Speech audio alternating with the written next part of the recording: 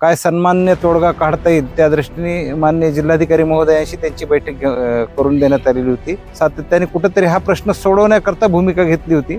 आजच्या दिवशी त्यांनी आम्हाला दिलेला जो शब्द आहे तो पाळलेला आहे किंवा काहीतरी सकारात्मक जर आम्हाला आलं तर आम्ही इथं थांबू। खूप संयमाने भूमिका घेतलेली आणि कुठल्याही प्रकारे कायदा सुव्यवस्थेचा प्रश्न निर्माण होऊ दिलेला नाही।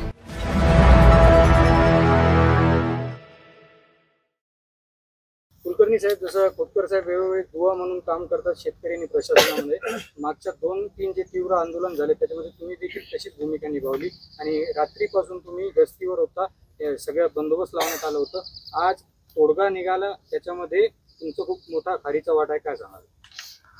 आजचा हा 76वा दिवस होता आंदोलनाचा आणि आजच्या आंदोलनाचं स्वरूप पाहता जसं राठे साहेबांनाही थोडंसं आशंका होती की काहीतरी गैरप्रकार होऊ नये। यातून गैरप्रकार म्हणण्यापेक्षा इंटेन्शन नव्हतं, परंतु अपघात काही झाला असता तर फार मोठी मूल्य आपल्याला त्याचं चुकवावं लागलं असतं आणि त्या दृष्टीने आम्ही सुद्धा त्यांच्याशी सातत्याने संपर्कात होतो।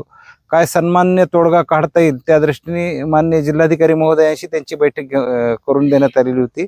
SDM साहेब होते, आम्ही होतो, तहसीलदार मॅडम होत्या आणि सातत्याने मी SP साहेबांच्या संपर्कात होतो, ॲडिशनल साहेबांच्या संपर्कात होतो आणि त्यांच्या डायरेक्शनप्रमाणे मार्गदर्शनाप्रमाणे आपण सातत्याने कुठेतरी हा प्रश्न सोडवण्याकरता भूमिका घेतली होती आणि निश्चितच त्याला यश आलेलं आहे। त्यांचे जे काही मागण्या आहेत, रास्त मागण्या, त्यावर गांभीर्यानं प्रशासन विचार करत आहे आणि ती भूमिका त्यांना सुदैवाने पटलेली आहे आंदोलनकर्त्यांना आणि आंदोलनकर्त्यांचे नेते म्हणून, आणि त्यांनी इथून पुढं असं आक्रमक आंदोलन न करण्याबाबत आम्हाला या ठिकाणी शब्द दिलेला आहे। या आंदोलनाला आजच्या दिवशी त्यांनी आम्हाला दिलेला जो शब्द आहे तो पाळलेला आहे किंवा काहीतरी सकारात्मक जर आम्हाला आलं तर आम्ही इथं थांबू आणि त्यांना अपेक्षित असले सकारात्मक प्रशासनाने पण निर्णय घेतलेला आहे आणि त्यामुळं त्यांनी त्यांचा शब्द पाळलेला आहे। निश्चितच यामध्ये SDM साहेबच्या आणि जिल्हाधिकारी महोदयांच्या स्तरावर त्यामध्ये गतिमान प्रगती निश्चित होईल, त्यांना अपेक्षित असलेली प्रगती निश्चित होईल आणि हा प्रश्न सुटायला निश्चित मदत होईल आणि या सर्वांनी, आपण सर्व लोकांनी खूप संयमाने भूमिका घेतलेली आणि कुठल्याही प्रकारे कायदा सुव्यवस्थेचा प्रश्न निर्माण होऊ दिलेला नाही।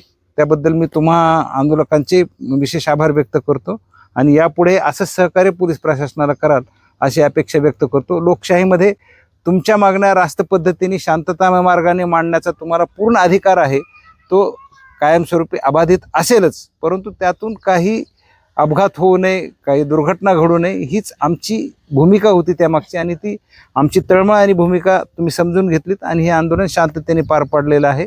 त्याबद्दल पुन्हा एकदा धन्यवाद व्यक्त करतो। थांबतो। जय हिंद, जय महाराष्ट्र।